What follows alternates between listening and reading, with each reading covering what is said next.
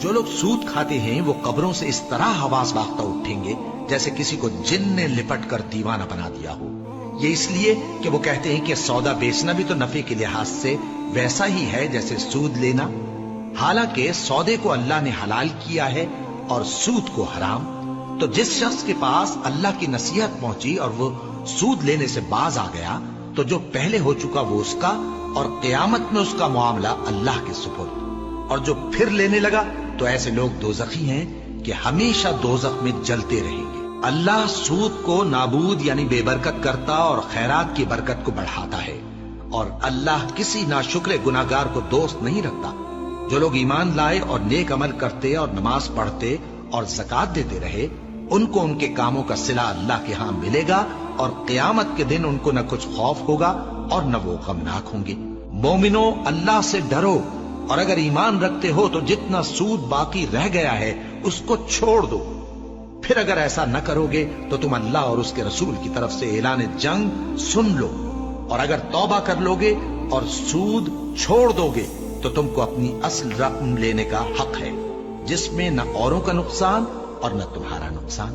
اور اگر قرض لینے والا تنگ دست ہو تو اسے کشائش کے حاصل ہونے تک مہلت دو، اور اگر زر قرض بخش دو تو وہ تمہارے لیے زیادہ اچھا ہے، بشرطے کہ سمجھو.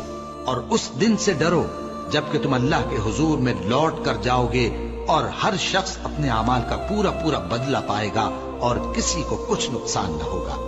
مومنو، جب تم آپس میں کسی میعاد معین کے لیے قرض کا معاملہ کرنے لگو تو اس کو لکھ لیا کرو، اور لکھنے والا تم میں کسی کا نقصان نہ کرے بلکہ انصاف سے لکھے.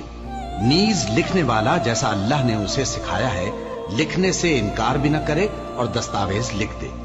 اور جو شخص قرض لے وہی دستاویز کا مضمون بول کر لکھوائے، اور اللہ سے کہ اس کا مالک ہے خوف کرے، اور زر قرض میں سے کچھ کم نہ لکھوائے.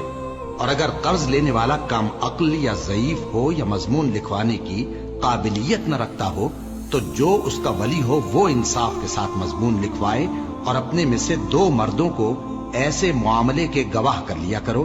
اور اگر 2 مرد نہ ہوں تو 1 مرد اور 2 عورتیں جن کو تم گواہ پسند کرو کافی ہیں، کہ اگر ان میں سے ایک بھول جائے گی تو دوسری اسے یاد دلا دے گی. اور جب گواہ گواہی کے لیے طلب کیے جائیں تو انکار نہ کریں. اور قرض تھوڑا ہو یا بہت اس کی دستاویز کے لکھنے لکھانے میں سستی نہ کرنا. یہ بات اللہ کے نزدیک نہایت قرین انصاف ہے، اور شہادت کے لیے بھی یہ بہت درست طریقہ ہے. اس سے تم کو کسی طرح کا شک و شبہ بھی نہیں پڑے گا.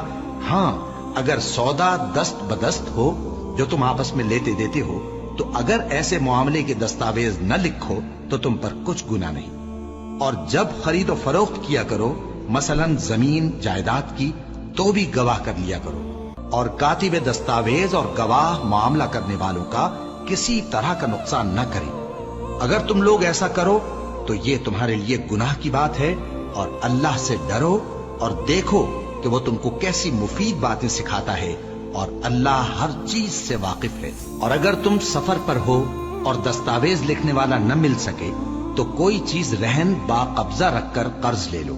اور اگر تم میں سے کوئی دوسرے کو امین سمجھے یعنی رہن کے بغیر قرض دے دے تو امانت دار کو چاہیے کہ صاحب امانت کی امانت ادا کر دے. اور اللہ سے جو اس کا پروردگار ہے ڈرے.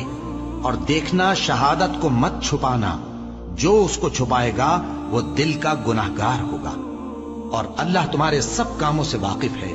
جو کچھ آسمانوں میں اور جو کچھ زمین میں ہے سب اللہ ہی کا ہے. تم اپنے دلوں کی بات کو ظاہر کرو گے تو اور چھپاؤ گے تو اللہ تم سے اس کا حساب لے گا. پھر وہ جسے چاہے مغفرت کرے اور جسے چاہے عذاب دے. اور اللہ ہر چیز پر قادر ہے. رسول اللہ صلی اللہ علیہ وآلہ وسلم اس کتاب پر جو ان کے پروردگار کی طرف سے ان پر نازل ہوئی ایمان رکھتے ہیں. اور مومن بھی سب اللہ پر اور اس کے فرشتوں پر اور اس کی کتابوں پر اور اس کے پیغمبروں پر ایمان رکھتے ہیں، اور کہتے ہیں کہ ہم اس کے پیغمبروں سے کسی میں کچھ فرق نہیں کرتے. اور وہ اللہ سے عرض کرتے ہیں کہ ہم نے تیرا حکم سنا اور قبول کیا. اے پروردگار، ہم تیری بخشش مانگتے ہیں اور تیری ہی طرف لوٹ کر جانا ہے. اللہ کسی شخص کو اس کی طاقت سے زیادہ کا ذمہ دار نہیں بناتا. اچھے کام کرے گا تو اس کو ان کا فائدہ ملے گا، बुरे करेगा तो उसे उनका नुकसान पहुंचेगा। ऐ परवरदिगार, अगर हमसे भूल या चूक हो गई हो तो हमसे मुआवजा न कीजियो। ऐ परवरदिगार, हम पर ऐसा बोझ न डालियो जैसा तूने हमसे पहले लोगों पर डाला था। ऐ परवरदिगार, जितना बोझ उठाने की हम में ताकत नहीं उतना बोझ हम पर न रखियो। और ऐ परवरदिगार, हमारे गुनाहों से दरगुजर कर और हमें बख्श दे और हम पर रहम फरमा। तू ही हमारा मददगार है, सो हमको काफिरों पर गालिब